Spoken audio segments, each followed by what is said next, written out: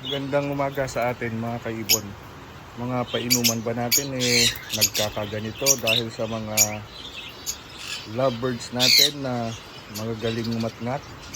Pwede natin palitan na yan. Tingnan po natin itong bagong painuman natin. Pwede tayong gumamit ng ganitong painuman. Napakadali lang po. Ano ho? So, yung painuman natin ngayon.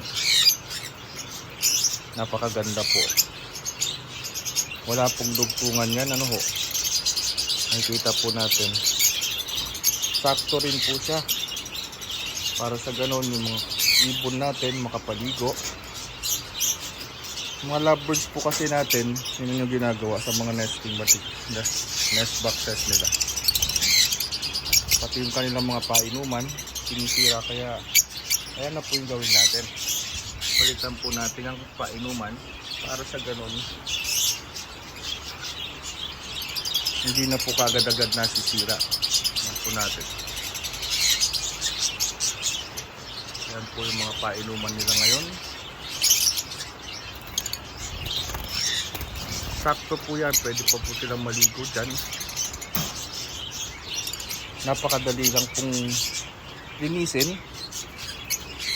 Pupunin lang po natin dyan.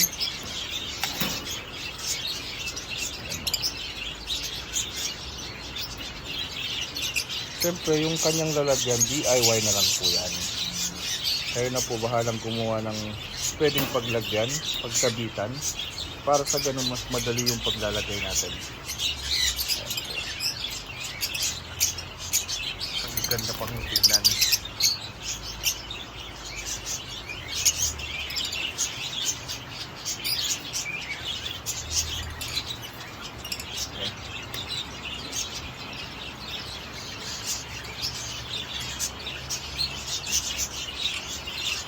Dati yung ginagamit ko mga plastic lang po yan dati. Pero pag para sa mga parakit, okay lang po yan dahil hindi naman mangangat-ngat na mga parakit yan. Hindi naman kagaya ng mga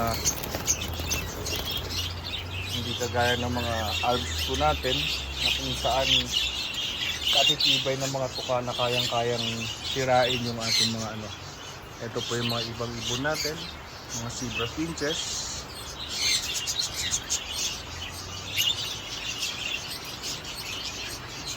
Yan po yung mga bagong painuman po natin.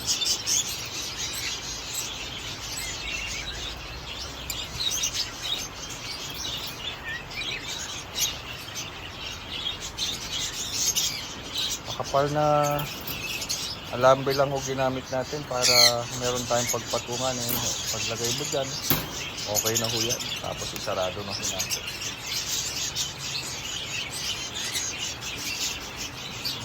Sana o makatulong sa atin para sa ganun hindi tayo palit ng painuman.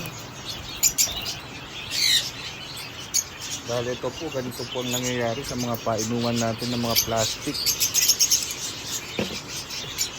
Ang daming nasisira.